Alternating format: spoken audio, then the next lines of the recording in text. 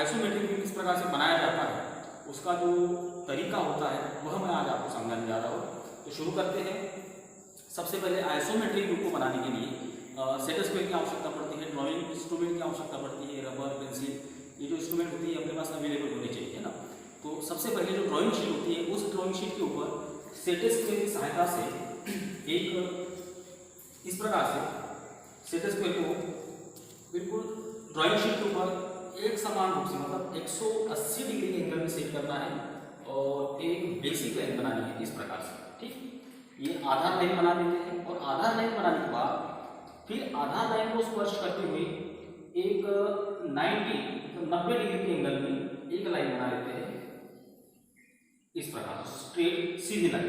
ठीक, अगले स्टेप में वर्टिकल लाइन को स्पर्श करते हुए मतलब 90 डिग्री के एंगल में जो बनी लाइन है उस लाइन को स्पर्श करते हुए 30 डिग्री के एंगल में एक लाइन इस प्रकार से इसको सेट करना है। जो लाइन बनती है इस लाइन के पैरेलल और एक लाइन राइट हैंड साइड की तरफ और दूसरी लाइन लेफ्ट हैंड साइड की तरफ, है ना। दोनों लाइनों का जो एंगल रहेगा वो 30 डिग्री का 30 एंगल का रहेगा, ये इस टाइप से। ठीक, और इनके बीच में जो यहाँ एंगल बनता है, यहाँ पे जो एंगल बनेगा वह 30 डिग्री का रहेगा और यहाँ से इधर भी ये 30 डिग्री का रहेगा। ठीक है, ये फर्स्ट स्टेप हो गई। और इसके बाद अगले स्टेप में क्या करेंगे कि जहाँ से अपन ने लाइनें बनाई, 3 लाइनें बनाई हैं, उन 3 लाइनों के ऊपर ड्राइंग का जो डायमेंशन है वह सेट करेंगे। तो जो राइट हैंड वाली जो लाइन है इस साइड वाली लाइन, इस साइड का लाइन का माप रखेंगे 45 mm का, ये 45 mm। और लेफ्ट हैंड साइड वाली जो लाइन है उस लाइन का माप रखेंगे 40 mm। और जो ऊंचाई वाली जो लाइन है हाइट, तो हाइट वाली जो लाइन है इसका माप रखेंगे 50 mm। ठीक, अब इसके डायमेंशन को सेट कर लेते हैं। 45 mm, ये 40 mm और हाइट इसकी 50 mm की और ये 50 mm। इसके बाद जो एक्स्ट्रा की जो लाइन है, अतिरिक्त जो लाइन है, इसको यहाँ से साफ कर देंगे, ये साफ कर देंगे ऐसे। नंबर का काम हो गया है, इसको डायरेक्ट करूँ।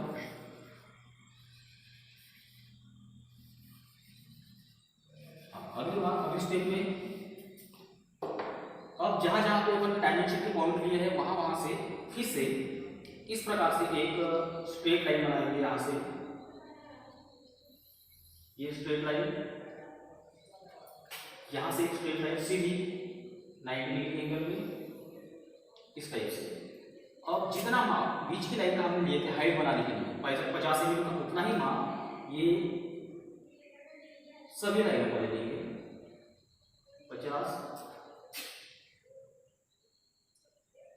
और ये भी 50। अब ये पॉइंट से और ये पॉइंट से लाइन के ऊपर इस प्रकार से मिला देंगे इस टाइप से और ये पॉइंट इस टाइप से। ठीक, और इसके बाद हम क्या करेंगे अगले स्टेप में, ये कॉर्नर है या फिर ये कॉर्नर है, दोनों कॉर्नर के ऊपर आप सेट स्क्वायर को सेट कर सकते हो और वहां से इस प्रकार से सेट करना है अंदर की तरफ। ये जो लाइन बनी है इस लाइन के समानांतर पैरेलल लाइन इस कॉर्नर से खींचना है, ये इस प्रकार से। और जितनी लंबाई इस लाइन की थी, इस लाइन की लंबाई हमने रखे थे 45 mm, 45 और इस लाइन की लंबाई को 45 mm में ही बनाएंगे, ये 45 का पॉइंट। और ये पॉइंट इस पॉइंट के साथ इस प्रकार से मिला देंगे, ये इस प्रकार से।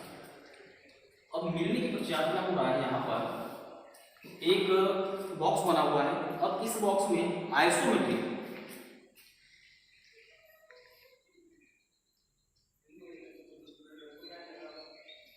ड्रॉ विद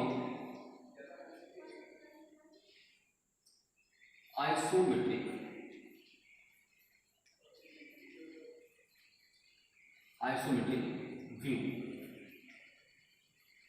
ठीक है, तो ये जो बॉक्स बना है, इस बॉक्स के अंदर हमको एक आइसोमेट्रिक व्यू का जो शेप है, जो उसका आकार है, वह बनाना है।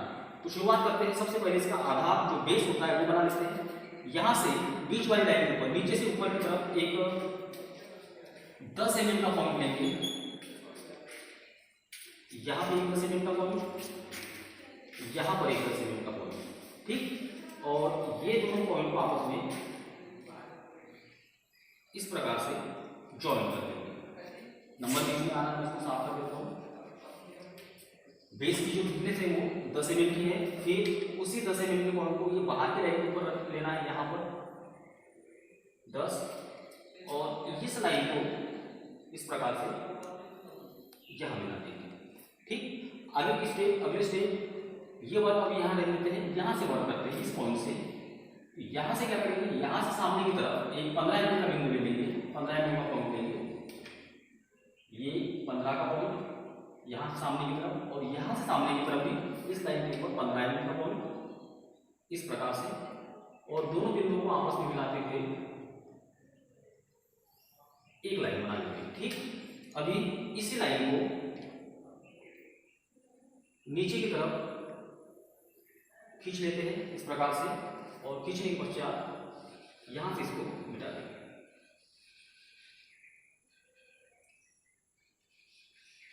यस, ठीक है। और ये मिट जाएगा।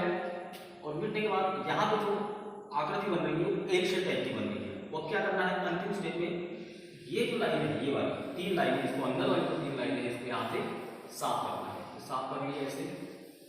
साफ करने के बाद इस लाइन के पैरेलल इस कॉर्नर से एक लाइन फिर से 90 डिग्री के एंगल में वर्टिकल पोजीशन में यहाँ पे सेट करते हुए खींचना है इस प्रकार से, ठीक है। अब इस लाइन की लंबाई, टोटल लंबाई इसकी 50 mm की है, और ये जो भाग बना हुआ है, इतना गैप जो है 10 mm का छूटा हुआ है। पहले का मतलब कि ये लाइन की लंबाई 40 mm की है, इसकी लंबाई को भी हम 40 mm में ही बनाएंगे। 40 का पॉइंट यहाँ तक, और ये पॉइंट यहाँ मिला देंगे इस प्रकार से, और ये कॉर्नर से ये पॉइंट को यहाँ ज्वाइन कर लेंगे, ये इस प्रकार से।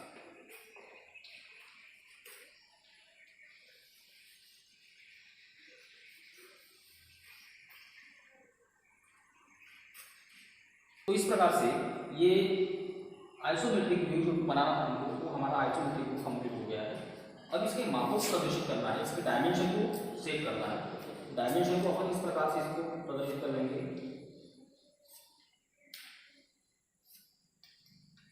ये डायमेंशन इसके,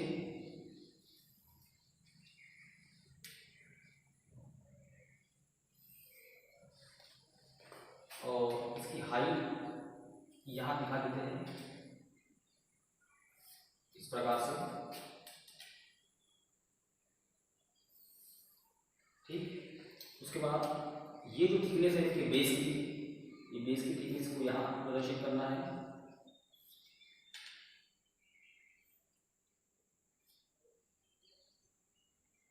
ठीक। इसके पश्चात ये जो इसका टॉप पोर्शन है, यहाँ की जो थिकनेस है इसको यहाँ शो करते हैं इस प्रकार से। अब इसकी एरो हेड है ना, एरो हेड बहुत इंपॉर्टेंट होते हैं। तो ये कट लेते हैं ऐसे, यहाँ से एक ऐसा कट, और इनके जो पंखुड़ियाँ होती है उनको सामने की तरफ, पॉइंट की तरफ मिला देते हैं इस प्रकार से। इस लाइन की लंबाई हमने रखी थी 40 सेमी की, ठीक। इसका माप 40 सेमी। और इस लाइन की फिर से यहाँ एरो हेड इस प्रकार से, इस लाइन की लंबाई 45 सेमी। फिर उसके पश्चात खड़ी लाइन, इसकी हाइट जो थी वो हाइट को दिखाना है यहाँ पर इस प्रकार से एरो हेड को बनाएंगे। और इसका माप, डायमेंशन जो है हमेशा वो लाइन के ऊपर दिया जाता है, लाइन के ऊपर लिखना पड़ता है, नीचे में यहाँ नहीं लिखेंगे, ये माप को यहाँ नहीं लिखेंगे, ये माप को यहाँ, हमेशा डायमेंशन लाइन के ऊपर में और सेंटर में लिखा जाता है, सेंटर में, लाइन के बीच में बिल्कुल। अब ये हो गया। उसके पश्चात टॉप पोर्शन का जो मोटाई वाला भाग है, थिकनेस है इसकी 15 mm की, और इसका जो बेस बनाया है हमने वो बेस है इसका, इसको यहाँ दिखा देते हैं, ये 10 mm का। ठीक है, तो आइसोमेट्रिक व्यू को बनाना था, आइसोमेट्रिक व्यू को हमने कंप्लीट तैयार कर लिया है। अब इधर से एक चिन्ह दे देते हैं और यहाँ लिख देते हैं फ्रंट। ठीक है, तो मतलब आइसोमेट्रिक व्यू से हमको क्या करना है, जब इसका थर्ड एंगल प्रोजेक्शन बनाते हैं, फर्स्ट एंगल प्रोजेक्शन बनाते हैं, उस आधार पर जो दिशा, जिस दिशा से, जिस डायरेक्शन से इसको दर्शाया जाता है फ्रंट को, इस डायरेक्शन से ही इसको अपने को प्रोजेक्शन में बनाना पड़ेगा। तो ये आज का हमारा टॉपिक था, आइसोमेट्रिक व्यू को किस प्रकार से बनाया जाता है स्टेथोस्कोप की सहायता से। तो उसका जो तरीका था वो मैंने आपको आज बता दिया। आज के लिए बस इतना ही, धन्यवाद।